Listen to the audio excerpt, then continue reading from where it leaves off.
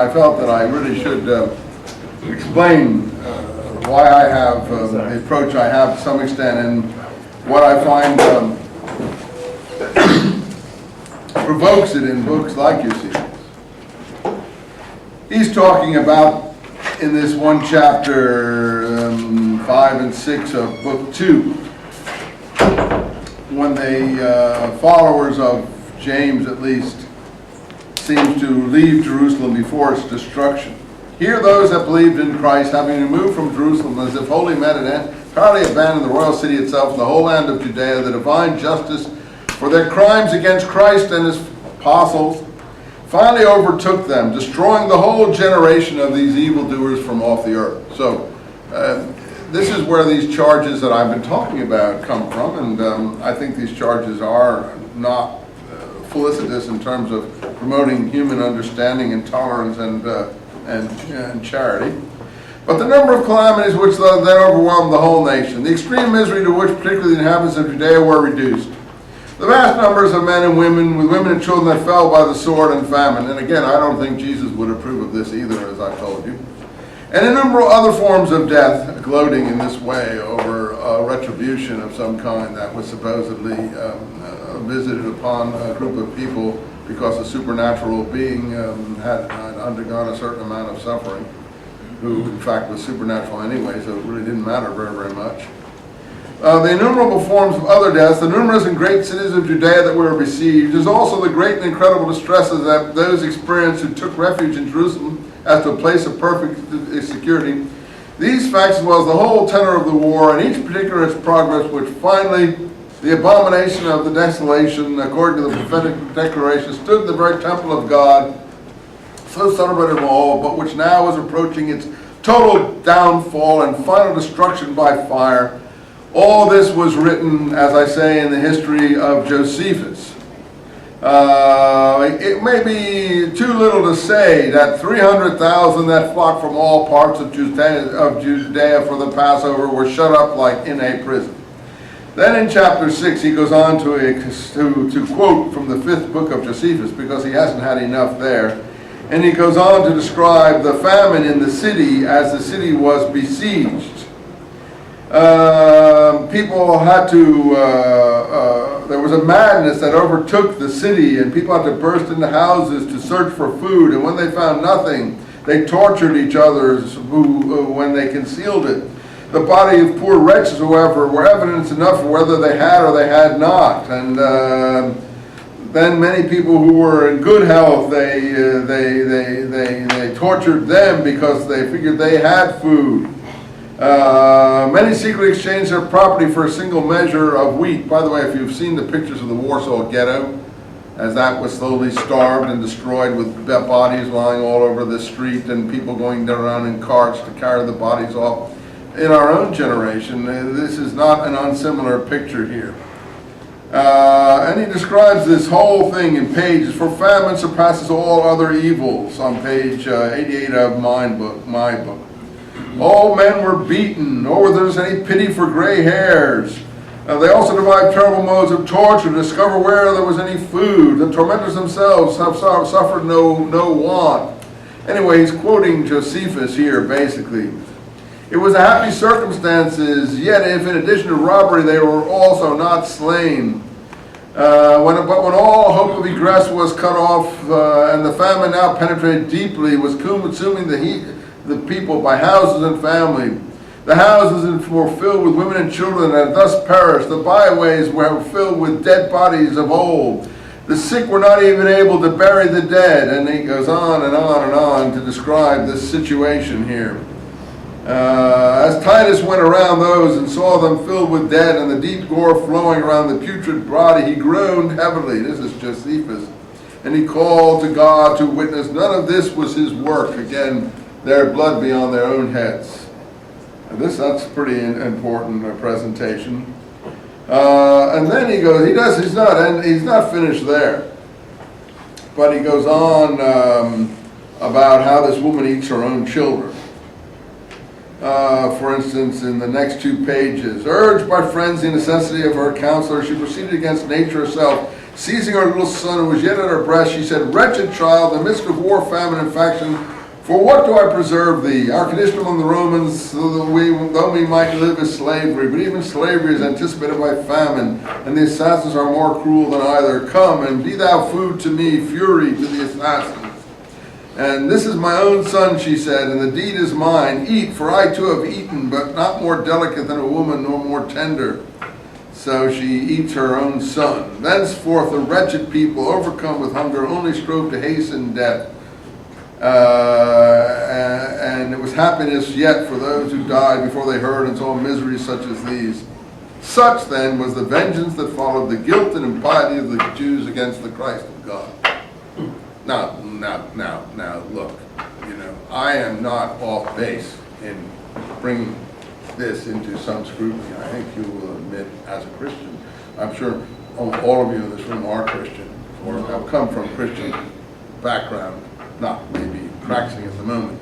So you must say that something is amiss when the founder of Christianity in the West, as we know it, speaks like this. This is really, none of us would approve of this, I believe. Right? But I never hear anyone calling out against it. So if I do it, you must forgive me. I don't think that is, Jesus Christ is, again, I'm not a preacher, but I don't think anyone who objects to my approach to things. Jesus Christ himself would not approve of such a presentation.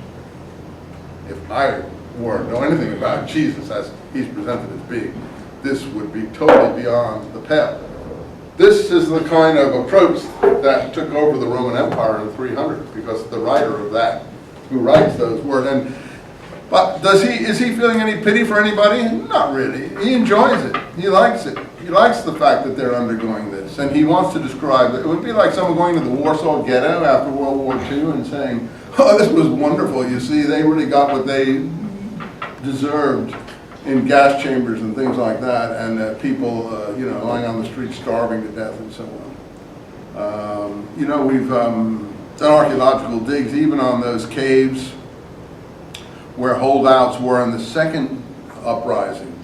And Noelle's been out there and she's seen some of those caves. I'm not talking about the uprising from 62 to 70, 66 to 70, but the one from 132 to 136, what was called the Bar Kokhba uprising.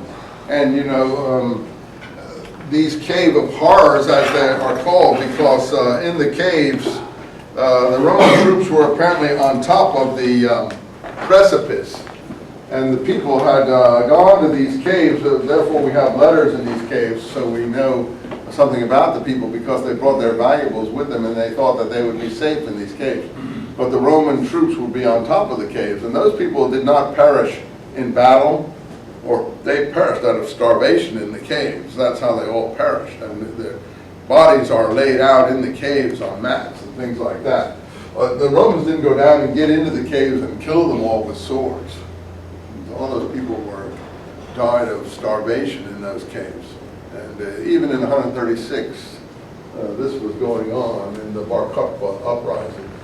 So this didn't just end in 62, 66. Now, my heart pities these people, and my pity goes out to them.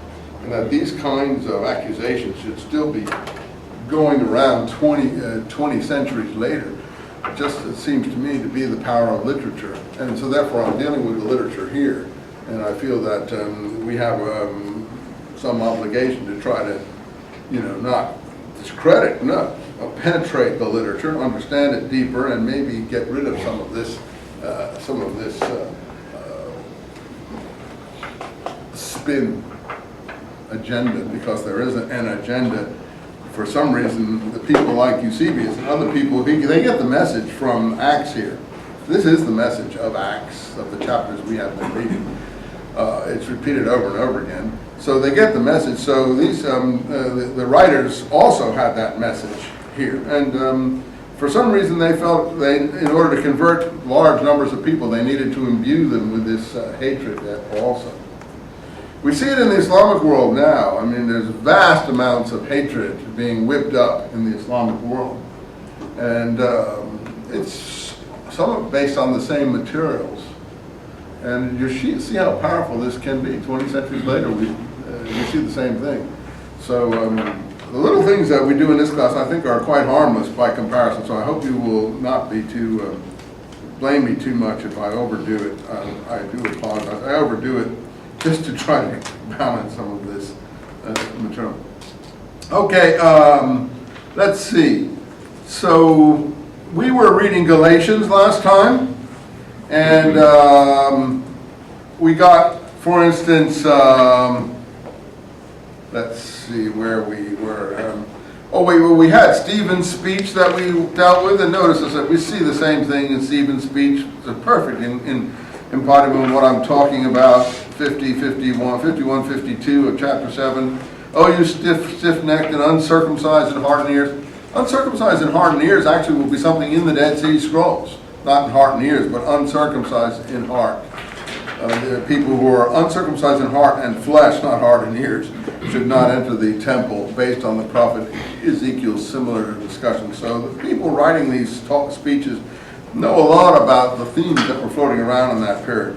Which one of the prophets did your fathers not persecute? And they killed the ones who prophesied the coming of the righteous one, whom you now become the betrayers and murderers. And you received the law to angels, but you did not keep it. That is basically the accusation, and that goes down through the centuries and has gone into the Quran and then permeates the whole Islamic world too, because Muhammad obviously was brought up on some of this material. It's supposed to be the Quran from an angel, just as some of the angels are spoken about here, but I think we can safe to say that human intelligence is at work in these documents, unfortunately. If it were from an angel, we'd be in better shape, I think. If there aren't any angels out there, I wish there were a few. Okay, so we did the material about Philip and the Ethiopian queen's eunuch's baptism, and Philip ending up, though he was on his way to Gaza, somehow ending up in Caesarea. Now, again, to emphasize the oddness of that, I'll draw the map that we've had before. It's an easy map, of course. Here is Jerusalem. This we know now is Gaza down here. So Philip is on his way like this when he bumps into the Ethiopian somewhere, and this is the gateway to Egypt. So that's why I think they're on their way. The grain buying people, the treasury agents of queens like Queen Helen, are on their way to get grain from Egypt to bring back to relieve the famine in the early 40s. It's all in Josephus and in your Eusebius book. I think that's what's being parodied here in the book of Acts. This becomes an Ethiopian queen. I think that I told you the reason for that. I think there's one other correspondence. Not only the black and darkness is involved there, and the circumcision involved in the eunuch parody. As I told you, circumcision being regarded by the Roman law of, and this, by the way, will be the name of the Roman centurion we're going to meet in a moment. I think this is one of the most important and most underestimated things in this period. The law of Cornelia regarding the Sicarii and bodily mutilation. Sicarii is the knife you used to eunuch yourself, castrate yourself. And this was attributed to Cornelius, which is why I think the Roman centurion here is now going to be called Cornelius. The writers know all these things. And you say, how do you know all these things? First of all, well, after about 40 years, you begin to something percolate through. But as I told you previously in this class, in case you didn't know it, the great Roman military commander, I don't know if I can spell it right, but I have it as good as someone, Publius Cornelius Scipio. You can ask what's his name about this character if you like. He probably knows all about these guys.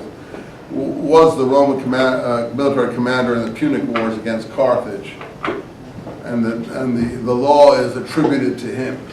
And that's why it's called the Lex Cornelia, whether it was or not. But his name was Cornelius. He's the famous Roman called Cornelius. In any event, we're going to get on. We're going to hear about Cornelius momentarily. So we have Philip on his way here, but he meets an Ethiopian eunuch, and somehow he ends up here in a disembodied way, and it's difficult to say how he ended up here. But in any case, this is where, when he was in Samaria, which is here, I suppose it would have made more sense if he just, Samaria is the area, Caesarea is on the coast, Samaria is kind of like the inland hill area. It's the northern kingdom of Israel. The southern kingdom of Israel was here, as being sort of the Judah of the classical time. But Galilee is up here. This is a seaport that Herod built to honor the Caesars, which is why he calls it Caesarea. And that was the Roman administrative center. In any case, as we know, Philip ends up in Caesarea, though he's on his way to Gaza, and I don't have an explanation for that. But if I look, why is this not a problem for most people over 2,000 years, these kinds of issues that I bring up? Because if I'm preaching to a believer in Luxembourg or in the Hebrides Islands, they have only the foggiest notion of the geography of Palestine. It wouldn't mean a thing to them, these names that are thrown out here, or what Philip's route is. It's only if you've visited the place yourself or have read your Josephus carefully that these things would fly out at you. So you can't blame people in like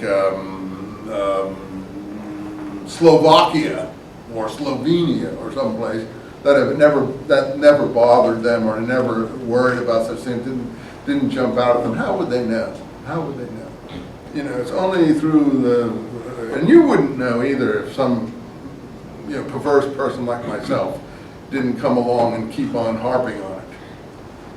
And so, once you do know, then you say, well, not that it matters, it just makes you, well, what's going on here? You want to question what's going on here. What is really going on here? Why was he on his way to Gaza? What's the treasury agent thing all about? And my explanation is the one I gave you, the one we have in Eusebius, the one we have in Josephus, the one we have in the Talmud, that Queen Helen, the Arab queen, the Ethiopian queen, if you like, from northern Syria, sent her treasury agents to buy grain to Egypt and to Cyprus to relieve the famine in Palestine. And then momentarily we're going to have Paul's own famine relief efforts going to pop up, plus the Cornelia matter, and the whole issue of the circumcision and so on. So I think this is all crucial in understanding chapter 7 to maybe 10 of Acts. All this material. You say, well, how come it's presented like this? This is what the writers, wherever they were functioning, and I believe they were functioning in Rome. They may have been functioning somewhere else. They were not functioning in Palestine. I don't think they were functioning in Palestine, because I don't think they knew much more about the situation than we did. So I don't think that they are to be blamed for the errors or the odd things that they do. I think the writers in Rome, this is how they spun, if you like, the material that they had before them. And you're a script writer, you know how films are done, and you know how new films are made on old films, and how scripts are rewritten and so on. And, just look at some of these, just look at that Troy movie we recently saw. That was supposed to be based on Homer. It collapsed the Trojan War of like 12 years into 6 days or something like that. I'm glad for cinematic purposes 6 days was all they could handle, and then some of these women turn into archers and bowmen, and all kinds of other crazy things happen in that movie. To do what? To please a modern crowd. So, though there are no human beings working on these materials in theory, they usually are in practice, and we have to understand why these things happen. So my explanation is this is the material that they were compressing, and this is what emerged. For better or for worse, and what's historical and what isn't is for you to decide as far as you care. And if you don't care, then just carry on in your life the way you are anyway, it doesn't matter. Anyway, we had then chapter 9 of Paul being introduced, and how he gets his vision, and we showed how in Galatians this was not really paralleled by what he said there. In fact, he doesn't mention going to Damascus. He says he went away to Arabia. And since I have, in my books, have presented Arabia as stretching, I think the Romans saw all this as Arabia, more or less the way we do now. So when he says he went to Arabia, that's what he says in Galatians, right? That can mean mean he went over here, which is normally the beginning. Petra is over here to Petra. Or it can mean he went all the way up here someplace. Since he went up there for 2 or 3 years, my feeling is he went up here. Because he suddenly appears up here someplace in Antioch. And now the question is, which Antioch? Is it this Antioch or this Antioch on the coastline here? And I express the opinion it's the Syriac Antioch, what's called Edessa. And today it's in Turkey, it's called Urfa. And that this was the king that certainly that we do have converted in Eusebius as the first king converted. And then over this way is Adiabene, which is present-day Kurdistan. And we know all about that. Mosul is a city that we're now having U.S. soldiers fighting in. And the situation is not going to be anything like Fallujah, as commentators point out. And you know what the reason is? Because as it turns out, Mosul is on both sides of the Euphrates River. What was King Agabus called? The great king of the peoples beyond the Euphrates. So he actually was the king of these areas east here. And over here was Persia. So that's off our map. So this is a kind of buffer area in between Persia and the Romans. And they were fighting each other. In fact, there was a big battle that took place here where the Roman legions were defeated south of Edessa at a place called Carhi, which is the ancient city of Haran, which is Abraham's city.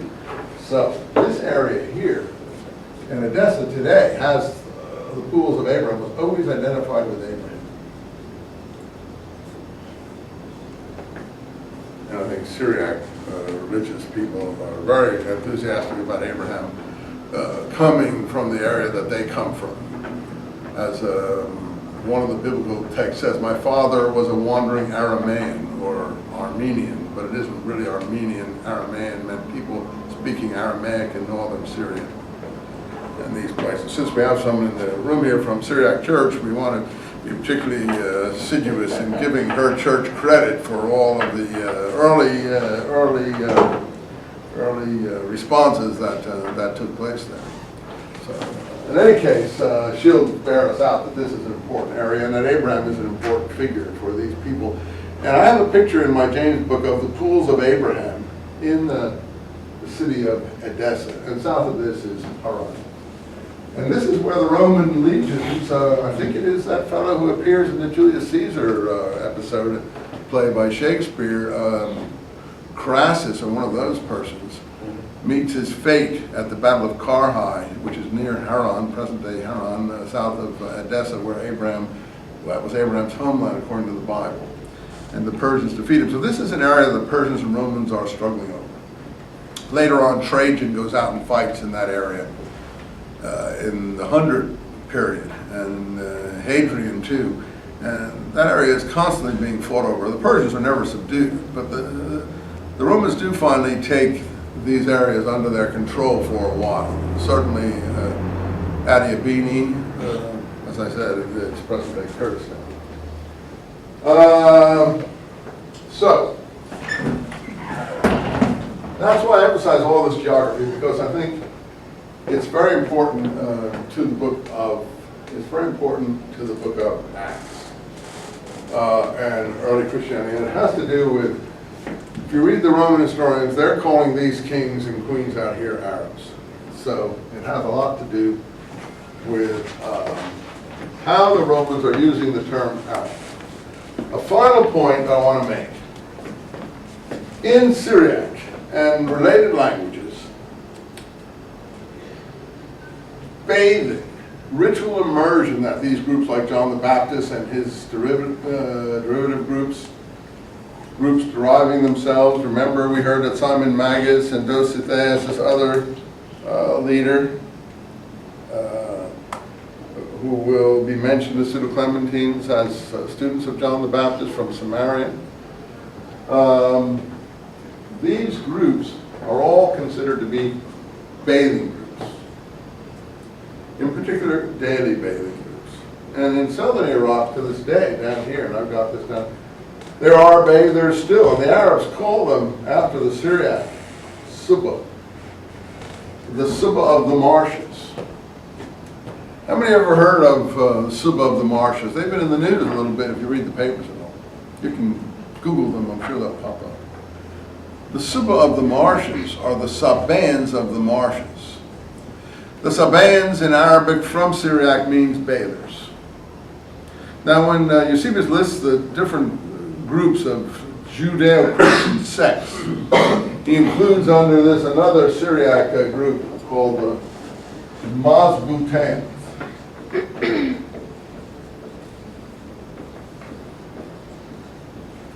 You have to look at the roots of all these, and here's the root. Mazbuta, again, Syriac for immersion. So these are, according to different languages, these pop up in the Quran. How many have read the Quran at all? You have class with me, right? The Muslims today still speak of three protected groups: Jews, Christians, and what's the third protected group? That are not considered unbelievers, but are considered people of the book, dhimmis, to be protected by Islam, and that they shouldn't be destroyed. All others, it's Islam or the sword, idolaters and others.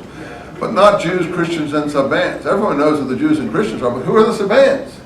Oh, well, they think that it's southern Arabia, Ethiopia, because of the Queen of Sheba, and the fact that southern Arabia was called Saba. So they assume that the Sabans are the religion of southern Arabia. But the religion of southern Arabia is nothing to do with a book or monotheism or anything else. And what it probably really has to do with, and I'm convinced it does, are this intermediate group between Jews and Christians in northern Syria. We call them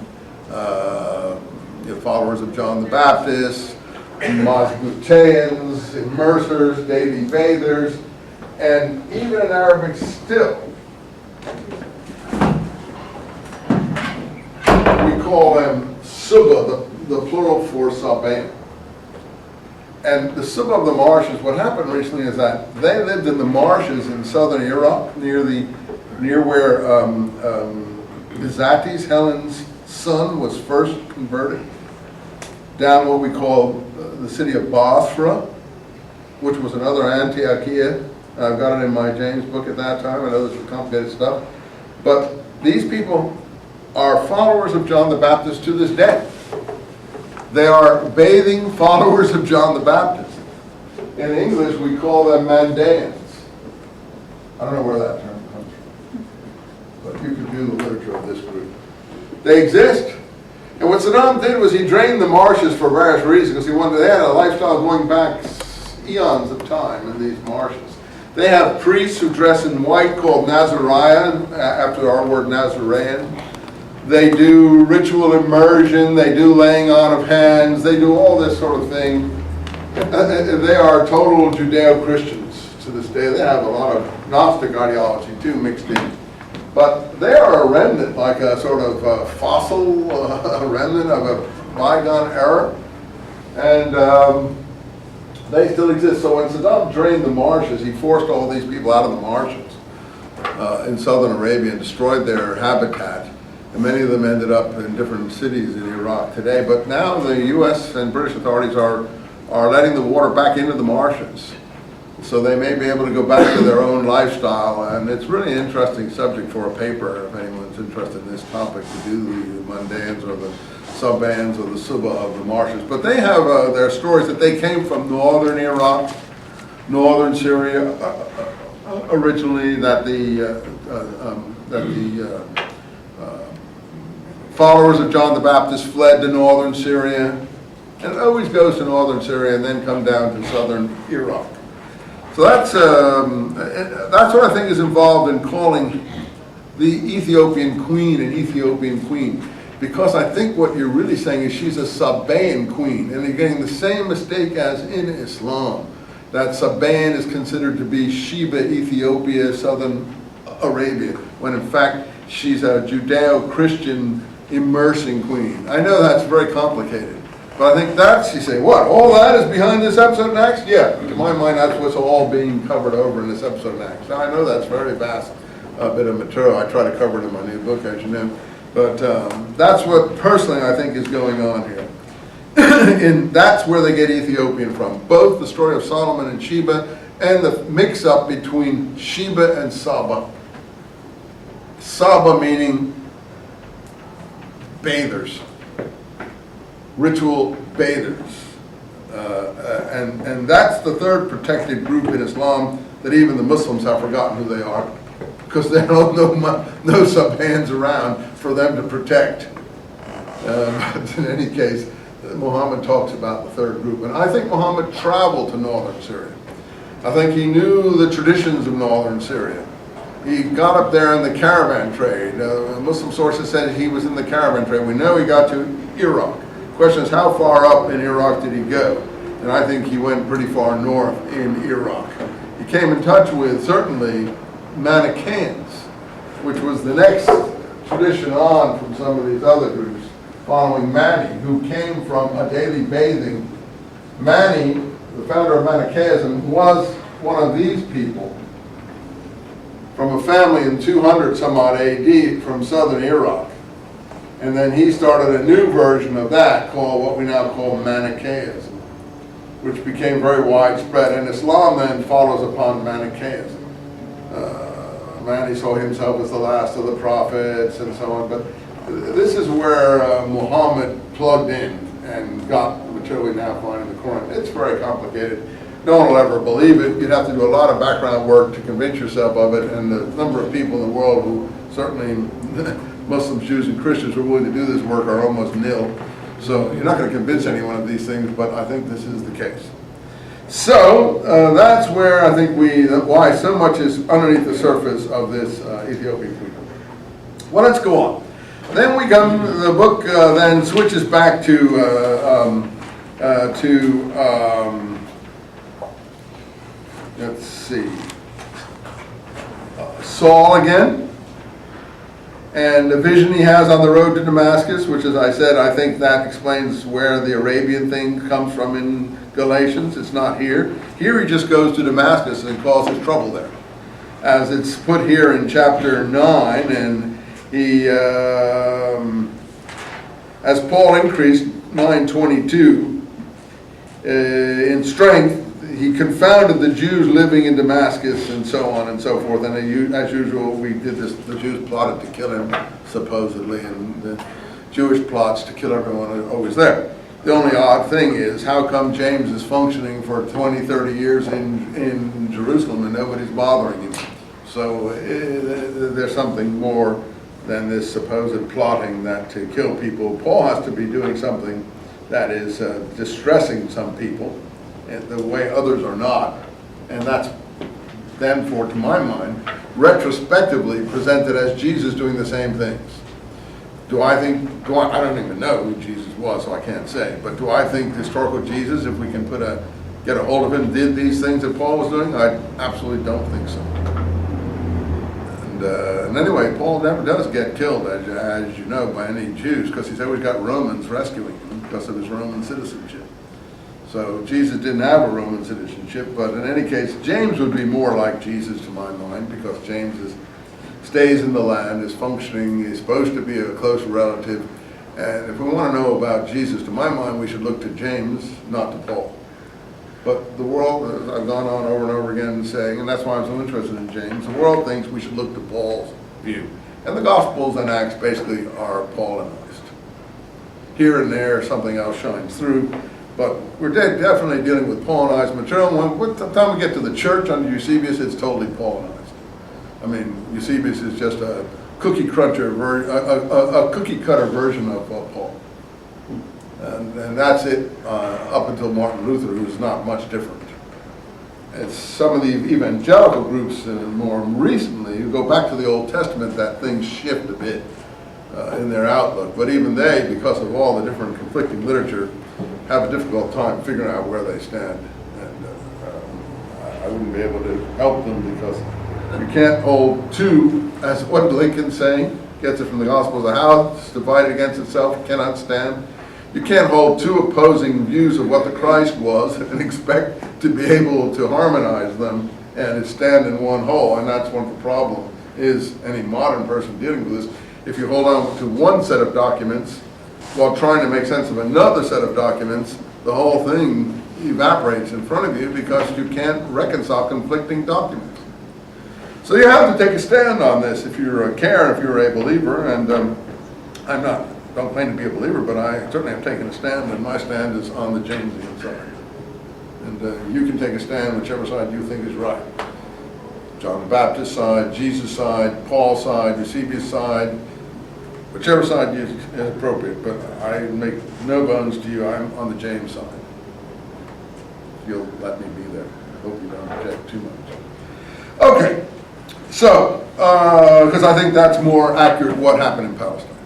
And it looks like the Dead Sea Scrolls also. So now we have the Scrolls, we have the James.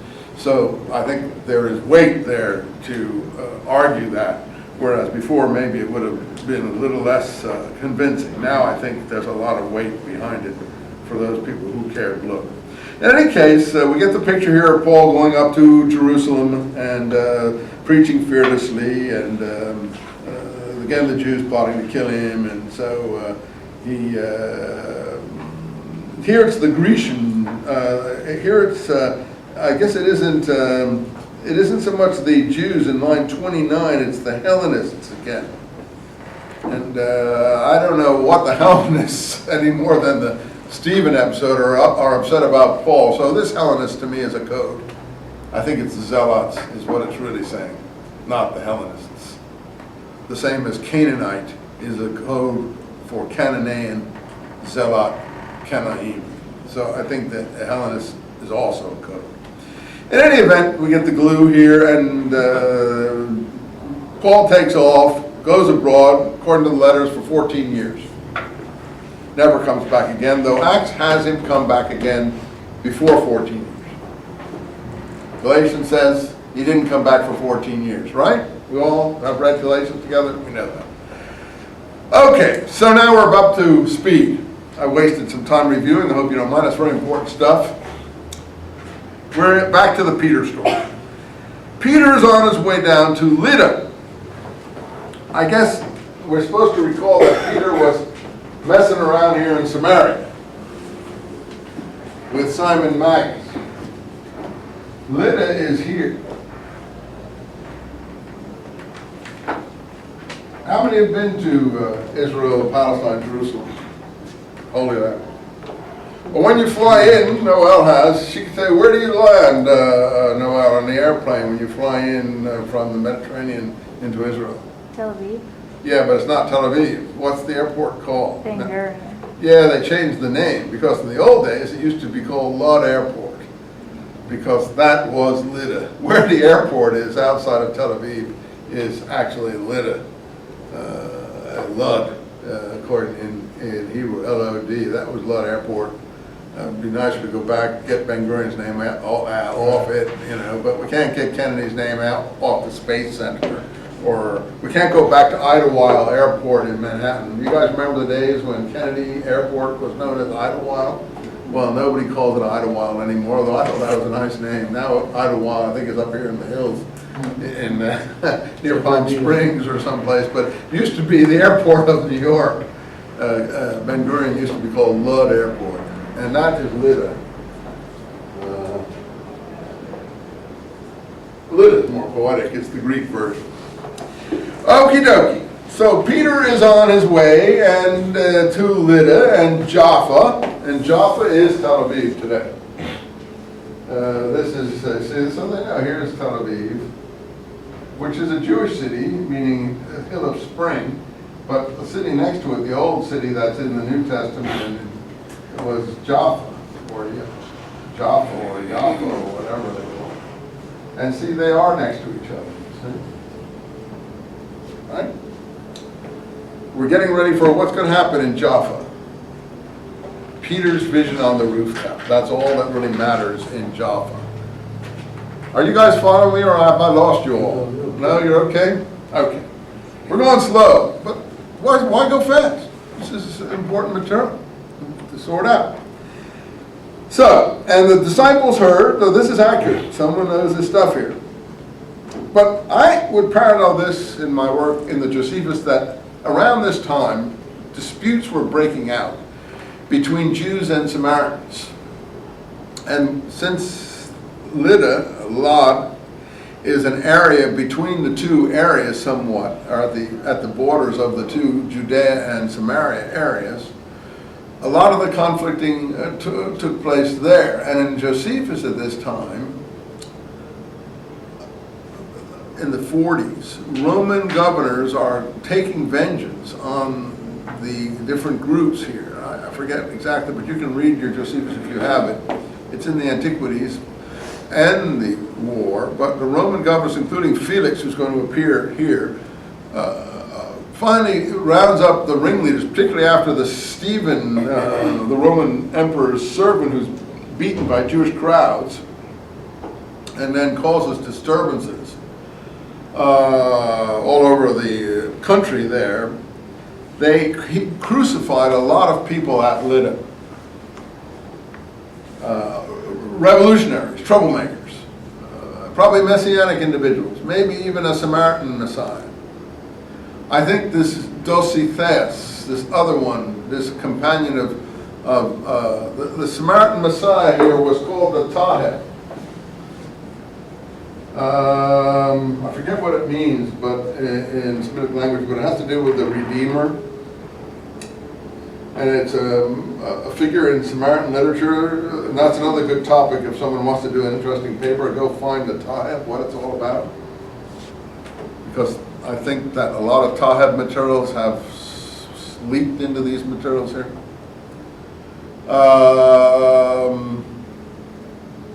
In any case, we get the Roman governors, Pilate. One thing they know about Pilate in the received Josephus, they don't know about him killing anyone called Jesus as such. But they do have, at least not in the war, and the Antiquities is not considered a reliable testimony.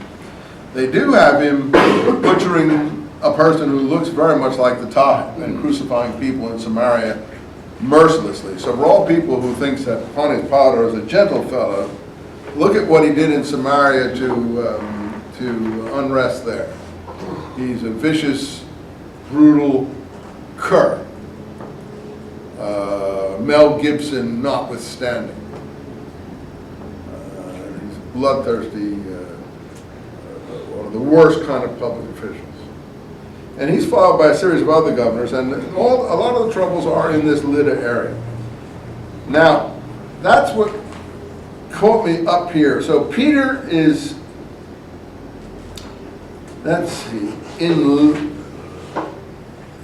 where was he? Is he in Jaffa or is he in Lydda? Oh, he comes to a certain disciple at Jaffa called Tabitha, which means Dorcas. Now, I know we all think of Tabitha Pussycat and stuff like that, but I think this is complicated, and I'm not sure I can sort it all out for you, but I can give you a little hint of what's going on here. I think, anyway. Some materials have Doetus instead of Dorcas, or some materials have Dorcas in Josephus instead of Doetus, Dositheus, who's one of the people crucified, probably, in these unrest between Samaritans and Jews in Josephus at this point. I think that is where the Dorcas comes from here. I know this is tough to follow. Line 36 of chapter 9. Now, Tabitha, I think, is Do in Hebrew or Aramaic, and Dorcas is supposed to be Do, female deer, in Greek. That is supposed to be the relationship of the two names. That's why they have that. But I think, in fact, that's just the surface here. Beneath it is this crucifixion of Doetus, Dositheus, Dorcas. Okay. At Lydda.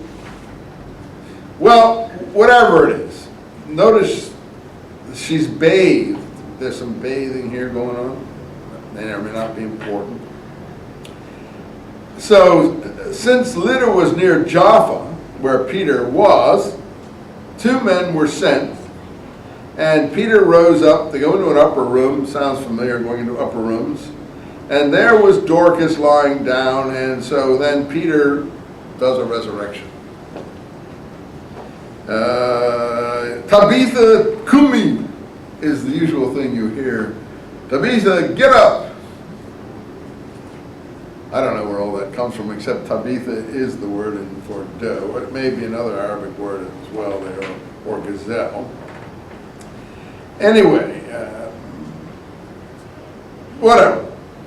So Peter does a resurrection. That's the Gospels actually usually have some miraculous thing covering up some other thing that's going on here. Now, you can take the miraculous thing and no cover-up if you prefer. Again, I'm the cynic. You don't have to be. To my mind, these things don't happen. If you think they do happen, that's fine, then they don't. But the writers of Acts are living in a different universe, to my mind, a Hollywood universe, a supernatural universe, surreal movies or whatever, science fiction or whatever. And the real stuff, unfortunately, is Josephus, as perverted as that is too.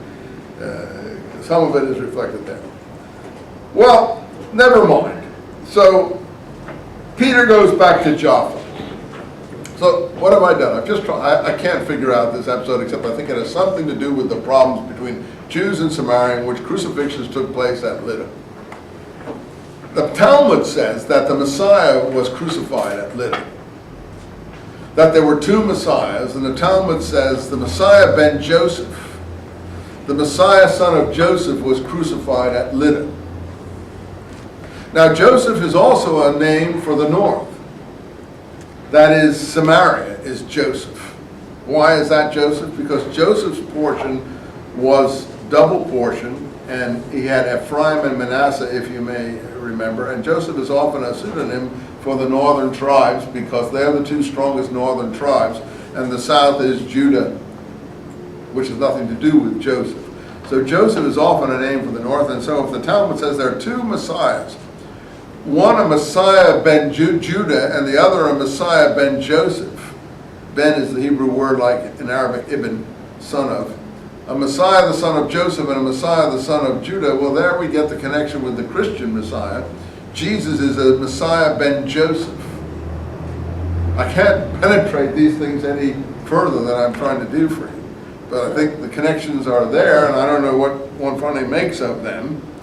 But certainly, and I've gone this far, the Samaritan Messiah would have been known as the Messiah ben Joseph. And the Samaritan Messiah, according to the Talmud, was crucified at Lydda by Roman governors. Now, that may have something to do with the whole story of the crucifixion of Jesus in Jerusalem. I don't know. However, that's beyond my ability to penetrate as far as I can go. But I do think something's going on here. And it has to do with Lydda, Doetus, Dorcas, problems at Lydda, crucifixions at Lydda, and all of this is just overwritten with a resurrection episode. All right, leave it alone. You decide. And it became known throughout all of Jaffa, and many believed. That's the glue then. Line 42, we're back to moving the story along. Many believed, and on we go to the next episode. Right? This is a sort of a Hellenistic novel, right? And that's why I think it has a lot in common with the Pseudo Clementines, which is also a Hellenistic novel. Because it just keeps on going on from episode to episode, and the punctuation is, and many believed, and we've gone to the next stage. Okay, we're in Jaffa. What's going to be the upshot of this episode? Very important upshot. Peter is going to get Paulinized in this episode. Why is that? How do I know that? Because Galatians tells me Peter was not Paulinized at the time Paul met him in wherever Antioch was, either your Antioch or the Antioch on the coast. I think it's Edessa. I think it's the Syriac Antioch, as I keep telling you. I think that's where things were happening. That's where Paul's community is functioning. That's where the famine relief emerged from. That's where Queen Helen and her son sent the famine relief from. That's the place where everything's happening. That's where the Holy Shroud comes from, and so on and so forth. So Edessa is a key thing, and if you can penetrate the traditions of your people, we'll learn more about it, but I'm not sure they probably have it too precise anymore either, since a lot goes through oral transmission and gets garbled, so we can't say what they're even, basing their legends on, because they're using the Orthodox literature too. That's for this young lady's benefit, because she hasn't been here a couple of times, and we miss her because we know she's a big Syriac defender, and we don't want her to move out. Okay, but chapter 10 is going to be the Paulinization of Peter. Again, how do we know? Because in Galatians, Paul himself says that before the representatives of James came down, Peter was in the habit of eating with non-Jews, keeping table fellowship. What's the problem of eating with non-Jews? Purity regulations, kosher foods. Also, did they take a bath after they had their period? Did they take a bath when they had sexual relations with women? Stuff like that. All kinds of bodily purity things that most peoples around the Mediterranean culture sphere would consider ridiculous. But people from Palestine East, Persia, Hindus, make a big thing of that kind of purity stuff. And now, of course, the pendulum is swinging back. Everyone is frightened to death of blood now. So we're back to a period where the Hebrews' horror of blood and fear of blood anyway is perhaps the taboos involved were justified. They didn't know how to deal with it. They didn't put on rubber gloves, and you don't go to the dentist and she does your teeth and she's got rubber gloves and all that stuff on anymore. All they said was, keep them outside the camp. We don't have any blood here. They were frightened of blood. Blood in animals, they drained it out until there was nothing left. And stuff like that. And all that sort of thing that we now are learned that it could be a problem. I think they knew that these things were problems. They didn't have the scientific information on how to deal with it, so they just made taboos around it. So you can call it prejudice or whatever, blindness. I think taboos are a way of protecting the people from unknown things that can come from that direction. Since they didn't have modern science. And the taboo, by the way, as you know, works better than modern science, because with all of our thing about AIDS, people are still getting it because they can't stay away from what causes it very often. A taboo will keep them away from it much better than a rubber will. Hey, words of wisdom from on high, Mount Sinai, huh? So taboos really work, particularly if you think you're in deep, dark trouble as a result of them. All right, I think the Jews did understand some of this stuff. I think their purity regulations on, pork and stuff were probably well-founded because they knew pork was dangerous. Also, fish that were bottom feeders, eels and all, they give you bilharzius, different diseases that the Nile people all had, and they knew that fish that didn't have fins and scales, they categorized these things in a very modern way. They said, only eat sea creatures with fins and scales. Therefore, you couldn't eat eels, you couldn't eat bottom feeders, you couldn't eat animals that preyed on other animals, you couldn't eat, they made really big deals of this. They put taboos on all this stuff. You couldn't eat like crabs and shrimp and all the stuff we like. Because of that, we know that stuff, clams and all that stuff can putrefy really quickly without modern refrigeration. You eat that stuff and you're in the pits, you get hepatitis and every other thing. And stuff. So they just banned it. It isn't as if they, thought these things were unclean in themselves. They banned all this stuff because they knew they were dangerous. And their way of banning it was to put taboos on it from Mount Sinai. From Mount Sinai. You can say that's primitive. They also, as I always like to harp on, made you wash your hands before you eat because they knew that was important. And Paul and Jesus don't think it's important. And so they get themselves in a big pit when they laugh at it and withdraw it because they're so upset about it. They're so much involved in their polemics and arguments with what they consider these stubborn, pig-headed people that they go beyond all bounds and miss the benefit of what these people are saying. We, I think, are ready for the pendulum to swing around a bit. We're interested in pure foods. I don't know anyone who's in the modern generation who's not into pure foods. Most of the young women I meet through my family are vegetarians. I don't know. There's so much vegetarianism among young women. It's it's hard for me to count how many there are out there. There's so many. So pure foods are in. James could be a big hero to the present generation. All we got to do is market him a bit. We might be able to get somewhere on this stuff. Anyway, so chapter 10, so we know that Peter was a swing figure in Galatians. But when the representative of James came down, he stopped doing table fellowship because of the purity regulations. And then he calls those people of the circumcision. So it looks like they either insisted on circumcision or were part of the group of the circumcision. Whatever it is, circumcision was also a part of their thing. And since that's true, Paul spends the rest of Galatians from chapter 2 to 6 going absolutely insane over circumcision. I mean, like, the guy is totally, he's lost it. And you can consider him a saint. But when I read him, he sounds like he's out of his mind. But he's quite a clever fellow, and he's very good at argument and polemics, and he's extremely good at rhetoric. So the arguments or the positions that he sets forth are very, I wouldn't say convincing, they're very impressive in terms of the agility, the rhetorical agility that he displays. He's a rhetorician, and where did he get these schools? He could only, to my mind, have gotten them in Greek rhetorical schools. The thing that Plato and Socrates are calling sophistry. How many of you have studied Greek philosophy? The classical Greek philosophers hate the sophists, don't they? They consider this superficial rhetorical skills. And that's what's being taught in a lot of these academies.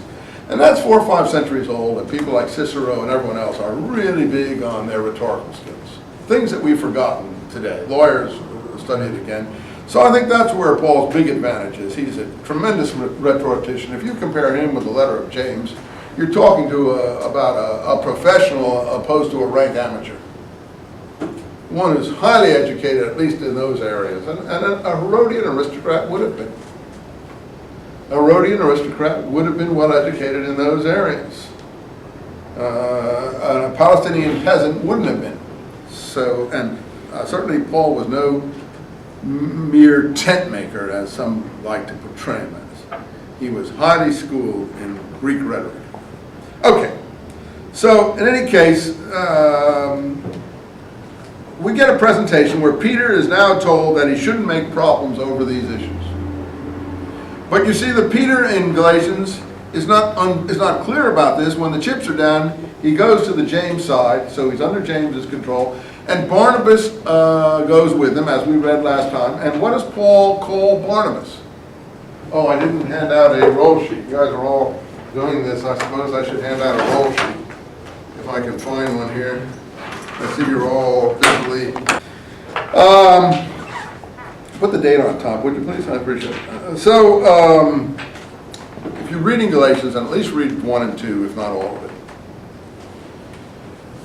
Paul, at one point, then, is so angry at Barnabas, and sometimes he calls Peter Peter, sometimes he calls him Cephas, and that's confusing too. In any case, he's so angry at them, he says, and that they were hypocrites. And he calls them hypocrites. And I told you, and I'll tell it to you again, a long time later, Augustine writes Jerome. Augustine is living in the 400s. Jerome is the late 300s, early 400s. Jerome has gone to Palestine. He's living in Bethlehem. He's collecting what later becomes the Vulgate Latin Bible. He's obviously, by the way, seen Dead Sea Scroll materials, it looks like, as well at that time. Some were coming in at that time. Anyway, Augustine takes a long time for correspondence to come from North Africa to Palestine, but he writes him and says, look, I'm reading this Galatians, and I see that Paul has the temerity to call our holy Peter a hypocrite.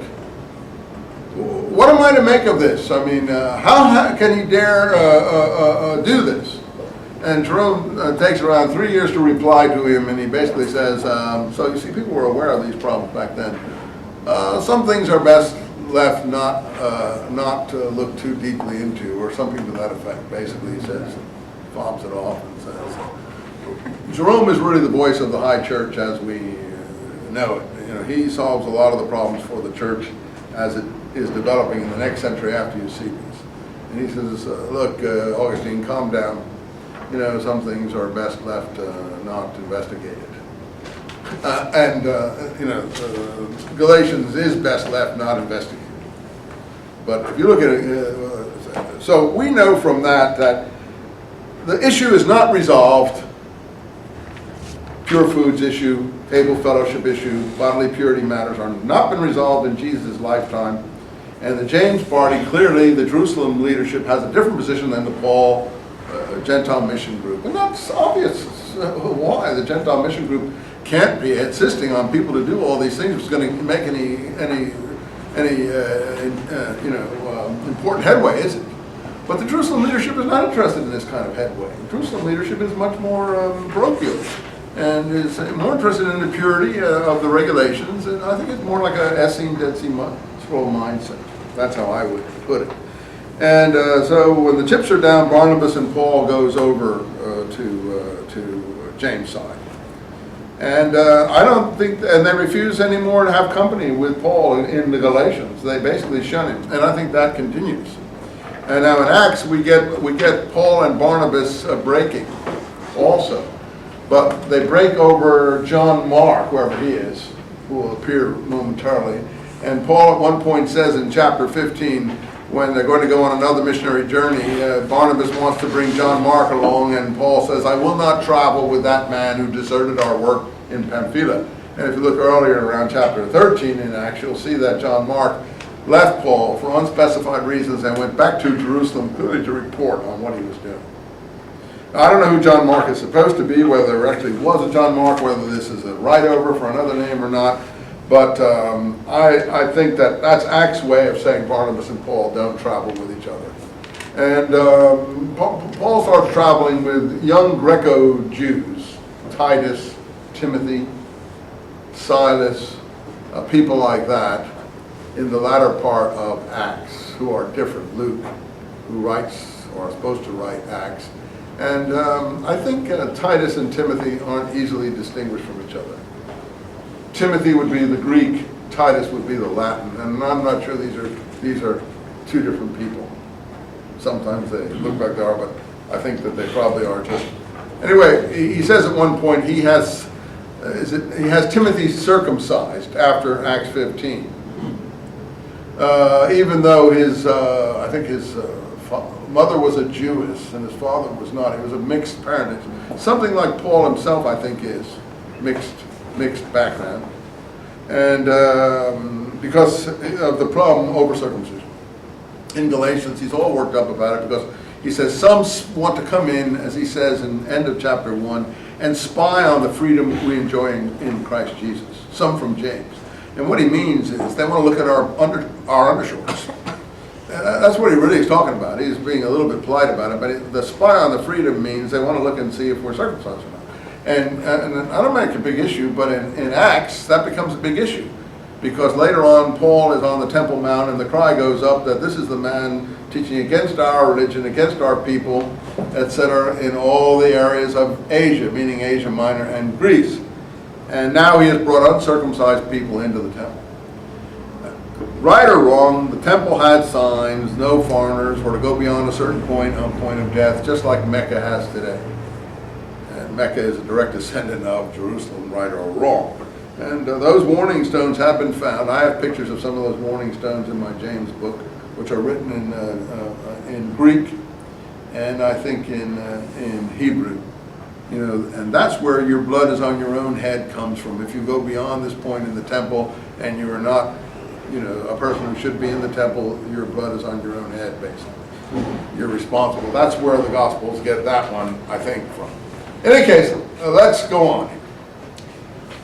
This is the background. So he's in Jaffa at the house of someone called Simon. Just like in previously, he was at the house in Damascus of someone called Judas. Always the same names pop up here. Anyway, chapter 10. There was a tanner, by the way, named Simon. Now there was a certain man in Caesarea named Cornelius. Here's our Cornelius, to my mind, of the Lex Cornelia. A centurion, and this is where the Greek comes in handy, of the Italicus regiment. Of the Italicus regiment. Now you may have Italian regiment. Italicus is not precisely Italian. How many have Italian in their translation? How many have Italica? Well, you should have Italica. Now this may or may not be important. I think it is. Well, who's ever helped me wipe the board, that guy's going to pull his hair out today. Oh,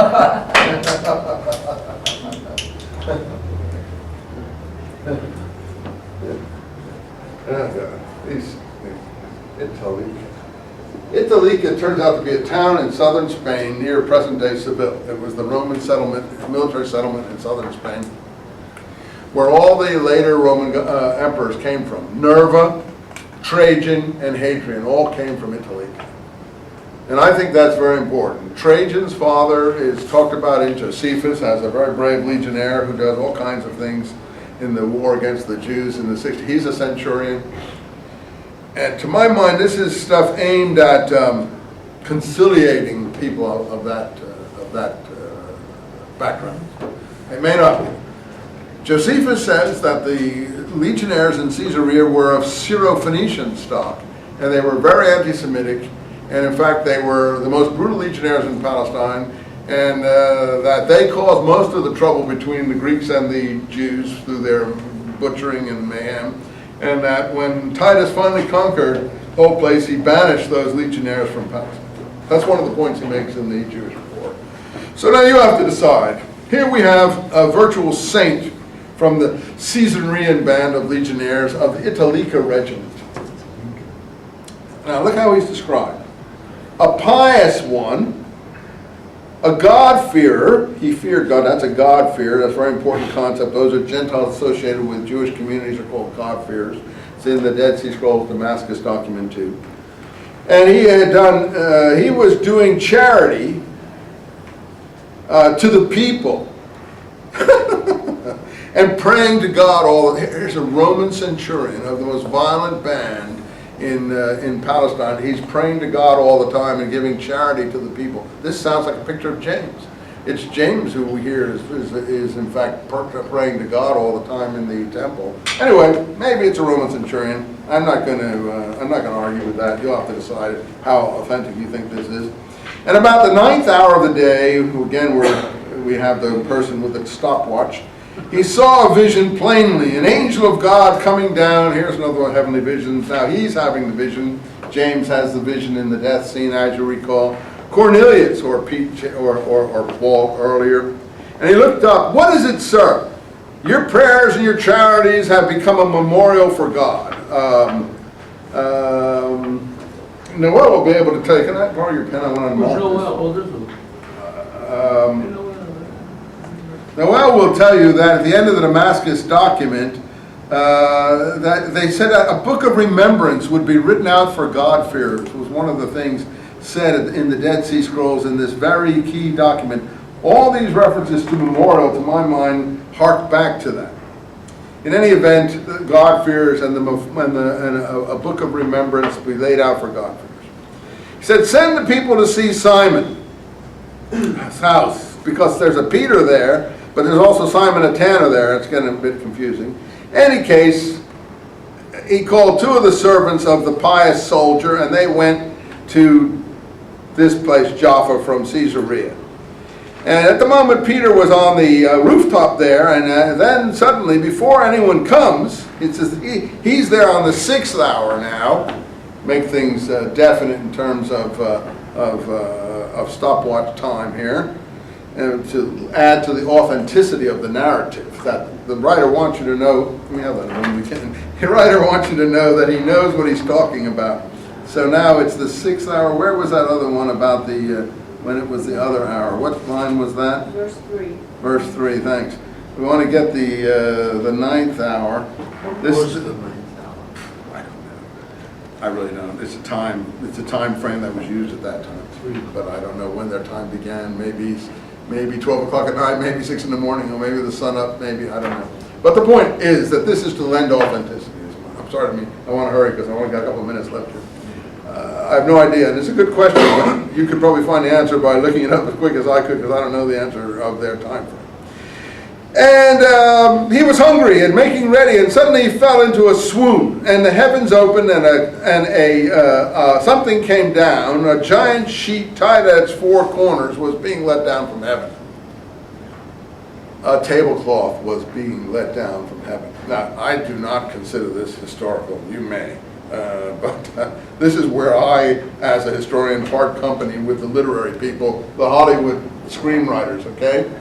The Mel Gibson crew. And there were all kinds of it, were 4-footed animals, wild beasts, creeping things, birds. in the Pseudo-Clementines, Peter, like James, is a vegetarian. But here it's just to attack dietary regulations. Basically, all the Jewish forbidden foods were on this thing. And a voice cries out from heaven, "Get up, Peter, kill and eat."